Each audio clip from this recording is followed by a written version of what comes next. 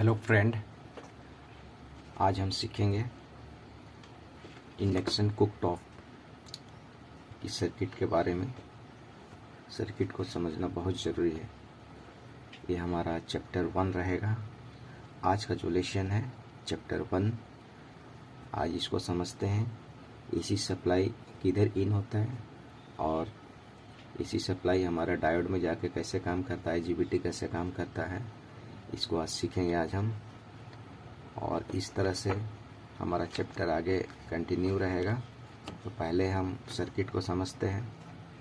तो सबसे पहले यहाँ पर देखिए,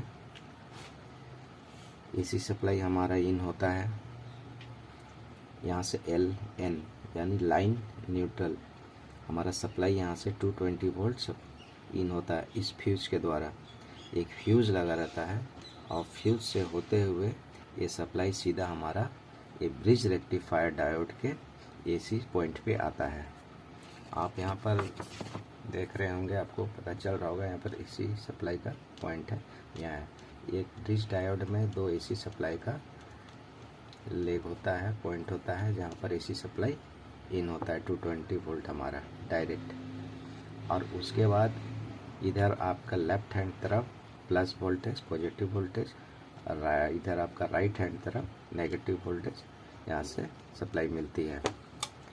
यहाँ आप इस किट को देख सकते हैं।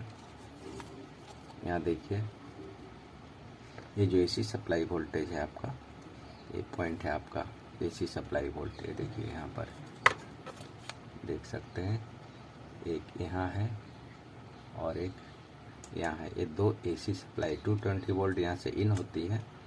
यहाँ पर यहाँ से सीधा एक सप्लाई हमारा डायोड के एसी पॉइंट पे जाता है, जो मैंने अभी दिखाया यहाँ पर।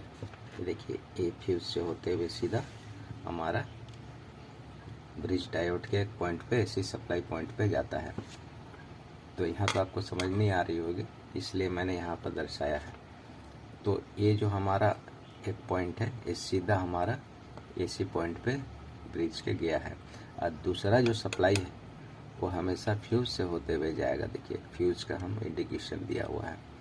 यहाँ देखिए, एक फ्यूज लगता है यहाँ पर, यहाँ एक फ्यूज लगता है, यहाँ शॉर्ट किया हुआ है, शॉर्ट किया हुआ है। यहाँ एक फ्यूज, देखिए फ्यूज का सिंबल भी है। देखिए फ्यूज 12 एम्पियर लिखा है। आप 10 एम्पियर यहाँ पर लगा सकते हैं। 10 से नीचे मत लगाइएगा। 10-12 ही लगता है, क्योंकि इसमें करंट ज़्यादा, इसमें आपका फ्लो होता है। इंडक्शन कुकटॉप में फ्लो बहुत ज़्यादा है करंट का। 10 से नीचे लगाएंगे, आपका फ्यूज बार बार उड़ जाएगा।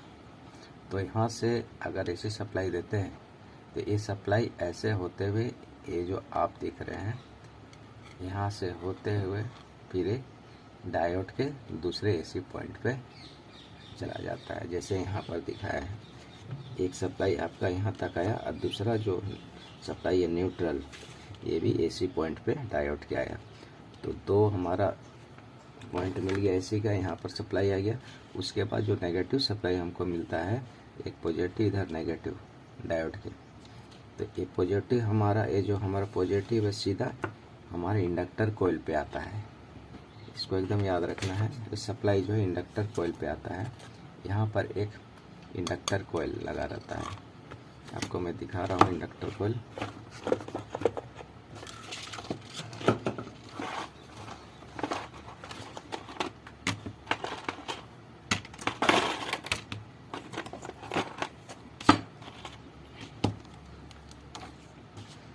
ये देखिए, ये है इंडक्टर कॉइल। ये इंडक्टर कॉइल इस तरह से एक सप्लाई हम एक यहाँ देते हैं और दूसरी तरफ से सप्लाई हम ले लेते हैं। यहाँ से आप पॉजिटिव सप्लाई एक डाला, पॉजिटिव वोल्ट, करंट इधर से आया, इधर से करंट निकला।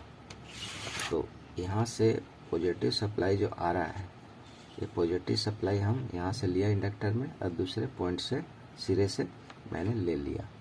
इसका काम इतना है, इसका बहुत बड़ा काम है। इसका मैं फ़ायदे बताऊंगा। इंडक्टर कॉइल क्यों लगते हैं, इसको जानना बहुत ज़रूरी है।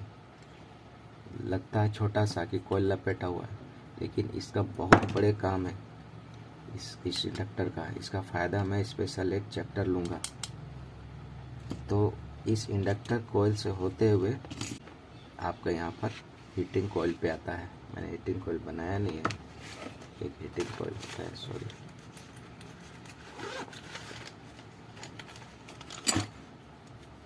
आपका यहाँ पर एक हीटिंग कॉइल है, इस तरह से हीटिंग कॉइल है। यह है आपका हीटिंग कॉइल।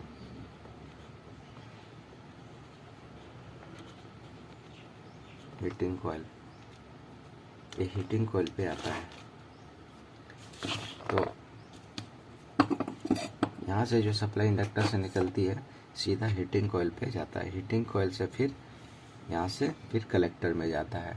इस सर्किट को समझना, अगर आप कुकटॉप बनाते हैं तो सर्किट को भली भांति माइंड में सेटअप करना बहुत ज़रूरी है। जब तक आप सेटअप नहीं कीजिएगा आप फॉल्ट को फाइंड करना नहीं सीख सकेंगे। तो सबसे पहले आपको पूरे डायग्राम को सर पे हमारा मस्तिष्क में रखना बहुत ज़रूरी है। तो यहाँ से आपका इंडक्टर से होते हुए आपका कॉइल में चला गया। उसके बाद यहाँ देखिए, ये जी मीन्स गेट होता है, मीटर कलेक्टर गेट। ये IGBT है। ये IGBT का बहुत ही मुख्य फंक्शन है, इसमें अहम भूमिका निभाता है। टोटल काम इसका अधिकतर माने IGBT जो है यही मेन हमारा मेन पार्ट्स यही है। सारा करंट अधिक इसी में आता है। ये हीट होता है, बहुत हीट होता है। इसका ऊपर में, इसका नीचे में एक हमारा सेंसर लगा, ये थर्मल सेंसर है, इसका नीचे लगा रहता है। यहाँ से ऐसे जैसे जैसे हीट होता है उसी तरह से ये भी हमारा ये जो मैसेज है हमारा, ये हमारा कंट्रोल IC जो इसमें दिखा लेते हैं। ये जो कंट्रोल IC है इसमें आता है। यानी कि ये हमारा एक मस्तिष्क जैसा काम करता है। एक शरीर में जो मस्तिष्क होता है, दिमाग होता है, ये पूरे दिमाग की तरह ही काम करता है। पूरे सर्किट को चलाता है, टोटल सर्किट को। जो भी हमारा यहाँ हीट्स, जितने भी सेंसर लगे हैं, जितने भी, जैसे यहाँ एक सेंसर लगा है, यही सेंसर यहाँ पर लगा हुआ है। IGBT, यहाँ IGBT लिखा हुआ, यहाँ IGBT लेग है।